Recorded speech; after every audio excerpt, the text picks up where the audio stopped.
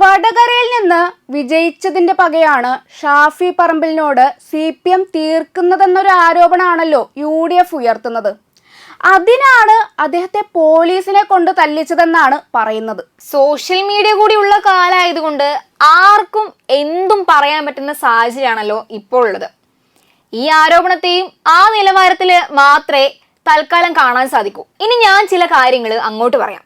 2009 നടന്ന ലോക്സഭാ തെരഞ്ഞെടുപ്പില് കേരളത്തിൽ ഇടതുപക്ഷം ജയിച്ചത് ആകെ 4 സീറ്റിലാണ്.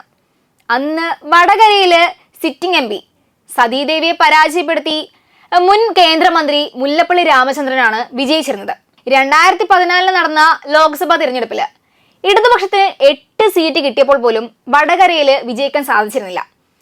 അന്നും അവിടെ നിന്നും വിജയിച്ചിരിക്കുന്നത് ഇതേ മുല്ലപ്പള്ളി തന്നെയാണ്. AN ഷംസീറിനെ പരാജയപ്പെടുത്തിയാണ് മുല്ലപ്പള്ളി തുടർച്ചയായ വിജയം കൊയ്തിരുന്നത്. ഇനി 2019 കാര്യമെടുക്കുക. ആ തെരഞ്ഞെടുപ്പിലെ കേരളത്തിൽ നിന്നും ഇടതുപക്ഷത്തിന് ലഭിച്ചത് ഒരേ ഒരു സീറ്റ് മാത്രമാണ്. സാക്ഷാൽ P ജയരാജനെ പരാജയപ്പെടുത്തി വടകരയിൽ നിന്നും വിജയിച്ചത് ലീഡറുടെ മകൻ K മുരളീധരനാണ്. ഇങ്ങനെ തുടർച്ചയായി 3 തവണ കോൺഗ്രസ് MPയെ സൃഷ്ടിച്ച വടകരയില് ഷാഫി വിജയിച്ചാല് CPMന് എന്താണ്?